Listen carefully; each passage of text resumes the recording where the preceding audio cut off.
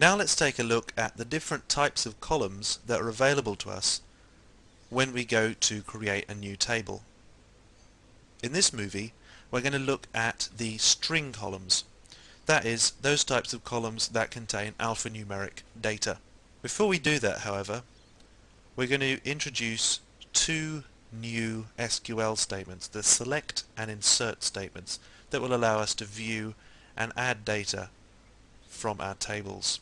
First of all, let's use the database that we created earlier on, and there's only one table so far in the database, and that's the fruits table. We can use the select statement to view the data from the fruits table. The syntax for the select statement is first of all the select keyword followed by the name of the column or columns that we wish to view from the fruits table. We can use an asterisk if we want to view all the columns from the table. Then we specify from and then the table name, in this case fruits, followed by a semicolon. As we can see, empty set, there's no data at all in the fruits table because we've only just created it. We can use the insert statement to add data to the fruits table. The syntax for that is insert into, then the table name, then the keyword values, then we put whatever values we wish to add. Now, it's expecting alphanumeric data, so we enclose that within quote marks, and we enclose all the values within a pair of brackets. So in this case, apple, comma, green, the different values are separated by commas, and then once we've put all the values into the fruits table that we wish to add, we close the brackets and use a semicolon. So now, when we go back to viewing the data from the fruits table with the select statement, we'll see that there are two values which form one row in the table, apple and green. The column names are given at the top, and then all the data is listed underneath that. In this case, however, there's only one row. We'll be looking at the select and insert statements in more detail later on in this chapter.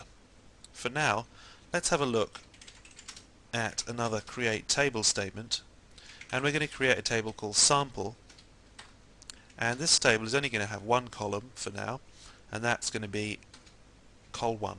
We're going to make this a char type of column, and you may have noticed when we created the fruits table that that's the type that we used for those two columns as well.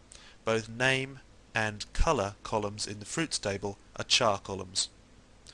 When we created the fruits table, we also included a size in brackets straight after the table type, in this case char.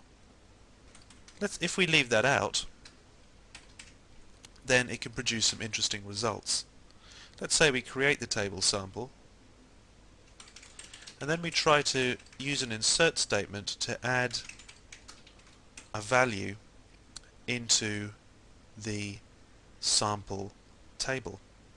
Now, because it only has one column, the insert statement only expects one value. In this case, we're going to say abracadabra. However, when we go to view the data from the sample table, it's only stored the first letter of that value that we tried to add. Now, the reason for that is when we specify a char type of column but we don't specify a length, MySQL will assume that we mean a char column with a length of 1. So every piece of data that is put into the column can only be one character long. In this case, A. It'll take the first character. So we've effectively created a pretty useless column unless for some reason we wanted to only store values with one letter long. You'll notice that when we try to add a value that's too long into the table, we don't get an error message. It just truncates the string that we've tried to add and tells us that the query worked okay. Let's remove the sample table and start again. In order to remove the table, we use a command called drop table, and this is another SQL command. Drop table sample